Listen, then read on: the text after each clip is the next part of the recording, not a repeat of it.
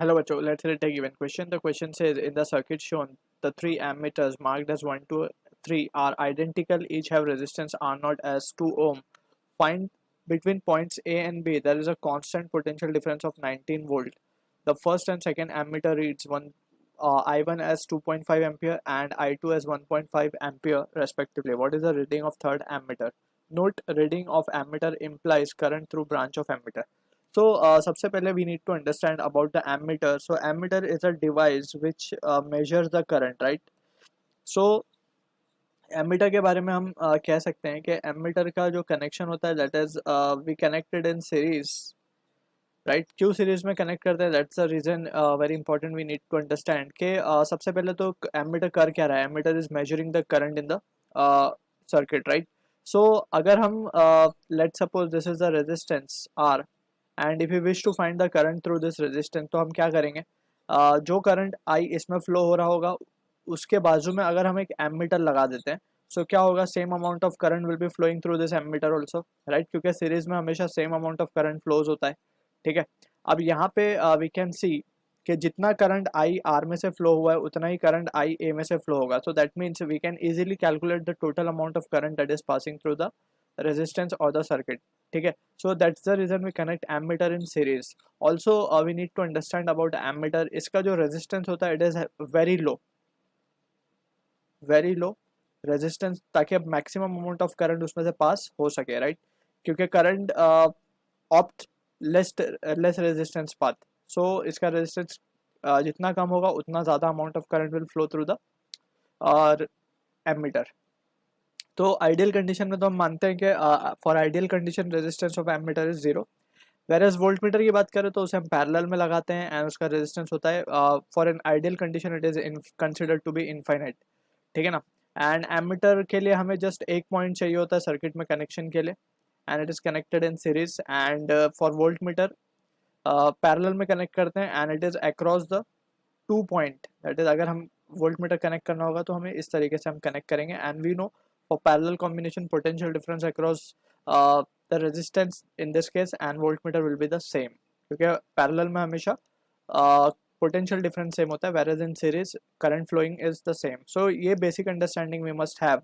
अब जो सर्किट हमें गिवन है उसमें गिवन है कि potential difference is applied is 19 volt. So हम मान लेते हैं कि ये सर्किट को अगर हम रिकंस्ट्रक्ट कर लें यहाँ पे, so we can have a better clarity. ये पॉइंट ए है हमारा, राइट?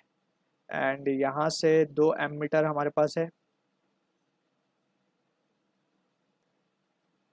ये है 1, ये है 2, ये है 3, right?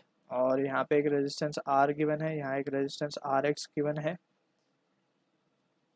And the circuit is completed on this side, that is ये है हमारा पोटेंशियल B, इसको हम मान लेते हैं 0 वोल्ट पे, और ये है हमारा पॉइंट A जिसको हम मान लेते हैं 19 वोल्ट पे, क्योंकि 19 वोल्ट का पोटेंशियल डिफरेंस अप्लाई किया गया बिटवीन A एंड B, ठीक है ना? अब ये 19 है, तो ये पॉइंट कितना हो जाएगा,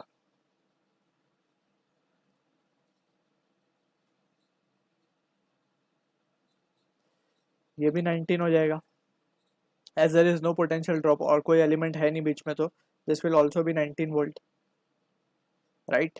अब यहाँ का जो पोटेंशियल है हम मान लेते हैं कि let's say it is V and यहाँ का हम मान लेते हैं V डैश, ठीक है? हमें थर्ड एमीटर की रीडिंग फाइंड करनी है. सो रीडिंग जैसे हमने अभी देखा कि जितना करंट इसमें फ्लो होगा उतनी ही रीडिंग इसमें आएगी. तो लेट्स से यहाँ पे करंट फ्लो हो रहा है I1 एंड यहाँ करंट फ्लो हो रहा है I2 एंड लेट्स से इसमें करंट फ्लो हो रहा है I3. सो बेसिकली हमें I3 फाइंड करना है, right? So from this we can say just अगर हम ओम्स लॉ अप्लाई करते हैं for the case of this branch I1, so हम क्या लिख सकते हैं, by Ohm's law what we can write is uh, delta V, that is potential difference is equals to I into R, right? So potential difference क्या लिख सकते हैं हम, this can be written as 19 minus V and that is equals to I1 है basically ये, right? I1 flow हो रहा है, I1 is given as 2.5 और रेजिस्टेंस हमें गिवन है 2 ओम का, तो ये हो जाएगा 5. सो यहाँ से V की वैल्यू कितनी आ जाएगी, V की value comes out to be 14 volt. Similarly Ohm's law apply करते हैं इन ब्रांच 2. सो ये हो गया ब्रांच 1 के लिए. फॉर ब्रांच टू सेम अगर चीज़ हम अप्लाई करें सो हम क्या लिख पाएंगे, हम लिख सकते हैं 19 minus of V dash and that will be equals to I two into R and that will be equals to I two हमारे पास गिवन है 1.5, आर गिवन है 2, सो ये हो जाएगा 3। सो यहाँ से वी डैश की वैल्यू क्या आ जाएगी 16 वोल्ट, राइट। तो हम यहाँ पे देख सकते हैं कि V dash is coming out to be greater than V, so current का जो डायरेक्शन हमने I3 लिया that will be reversed, right. So current will always flow from higher potential to lower, यानी कि ये टुवर्ड्स लेफ्ट जा रहा होगा करंट, राइट।